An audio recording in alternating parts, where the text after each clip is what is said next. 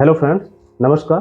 मैं जय सिंह आपके अपने YouTube channel global education world में आप सभी लोगों का बहुत बहुत स्वागत करता हूँ। फ्रेंड, आज का टॉपिक समाजवादी, जिसको इंग्लिश में सोशलिस्ट कहा जाता है। फ्रेंड, आज हम सबसे पहले ये जानेंगे कि समाजवादी जो है वो किन मूलभूत कारकों से बनता है और इसका उद्भव और विकास कहाँ कहाँ कैसे कैसे हुआ। फ्रेंड, अगर समाजवादी की बात की जाए तो समाजवादी से तात्पर्य एक ऐसी व्यवस्था से है जो धन, संपत्ति तथा उसके वितरण से संबंधित स्थितियां जो होती है वो कहीं ना कहीं समाज के अधीन होती है। दूसरों शब्दों में, धन और संपत्ति की जितनी भी स्थितियां होती हैं वो समाज के प्रभाव में होती हैं, समाज के अधीन होती हैं। फ्रेंड्स, अगर इसको और थोड़ा सा सरल किया जाए तो जो समाजवाद है वो आर्थिक सामाजिक दर्शन है, जिसमें हम मूलभूत तरीके से ये पाते हैं कि इसमें जो कुछ भी बताया गया है वो संपत्ति के वितरण, कमजोर तथा वंचित वर्गों के कल्याण, असमानता और उसके अलावा बात की जाए कि शोषण विहीन समाज के निर्माण के लिए इन सारे स्थितियों को बढ़ावा दिया जाता है। फ्रेंड्स, अगर अब बात किया जाए कि कुल मिला के जो समाजवादी है वो किन रूपों में बटा हुआ है, तो ये मूलभूत दो रूपों में बटा हुआ है। एक को कहा जाता है साम्यवादी या मार्क्सवादी विचारधारा के अंतर्गत जो स्थिति पाई जाती है, और दूसरा होता है लोकतांत्रिक समाजवाद। फ्रेंड्स, हम सबसे पहले बात करते हैं साम्यवादी या मार्क्सवादी विचारधारा के अनुरूप समाजवाद। फ्रेंड्स, इस सिद्धांत के अनुरूप बताया गया है कि इसमें सबसे पहले वर्ग संघर्ष को बढ़ावा दिया जाता है। एक वर्ग को दूसरे वर्ग से लड़ाया जाता है, इस तरह की स्थितियों को फेस किया जाता है ताकि वो वर्ग संघर्ष जो है वो एक हिंसा का रूप ले ले, और वही हिंसा जब एक विशाल हिंसा को दर्शाने लगे, स्थितियों को पैदा कर दे, तो उसके बाद में वही हिंसा जो है वो क्रांति का रूप ले लेगी, और क्रांति जो होगी वो कहीं ना कहीं एक इतने बड़े नरसंहार का रूप ले लेगी जिससे संपत्ति का जो वितरण है वो समाज के विभिन्न अंगों, विभिन्न समुदायों में बट जाएगा। इसके जो मूलभूत रूप से जो विचारक थे, या यूं कहा जाए जो समर्थक थे, वो दो व्यक्ति थे, ठीक है।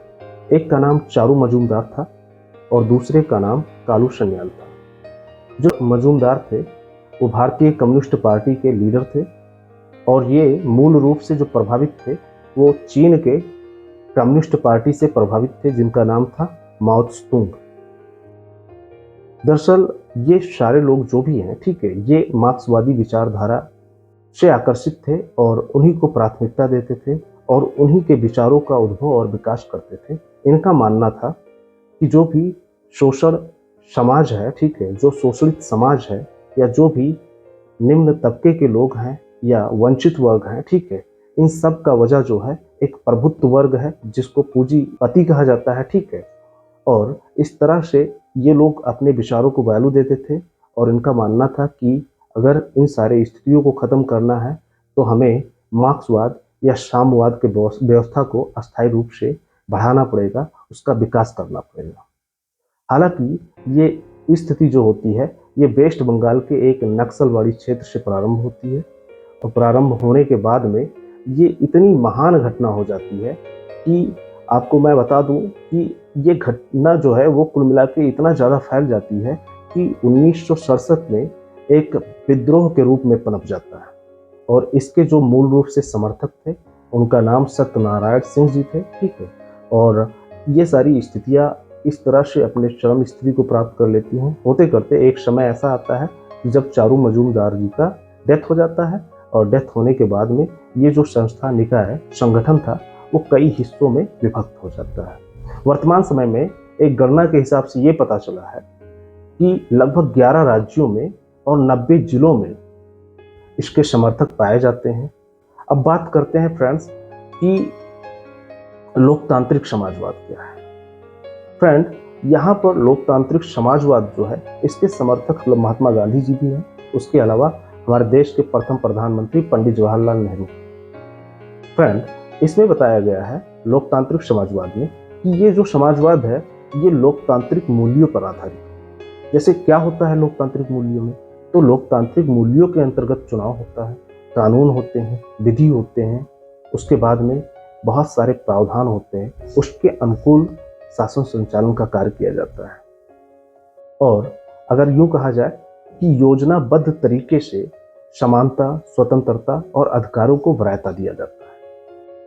तो हमारे देश में कुल मिला के जो स्थिति पाई गई है वो लोकतांत्रिक समाजवाद की स्थिति पाई गई है। और उम्मीद करते हैं कि आप लोगों को हमारी क्लासेस पसंद आई होगी। अगर आप लोगों को हमारी क्लासेस पसंद आई हो तो आप हमारे वीडियो को लाइक करें, शेयर करें और चैनल को जरूर सब्सक्राइब करें। मिलते हैं अगले क्लासेस में। पंथ निरपेक्ष का हमारा नेक्स्ट क्लास होगा। आप लोग हमारे क्लासेस से जुड़िए और अपने एजुकेशन को, अपने शिक्षा को और ज़्यादा प्रभावशाली बनाएं। ठीक है फ्रेंड्स, चलते हैं। नमस्कार, जय हिंद।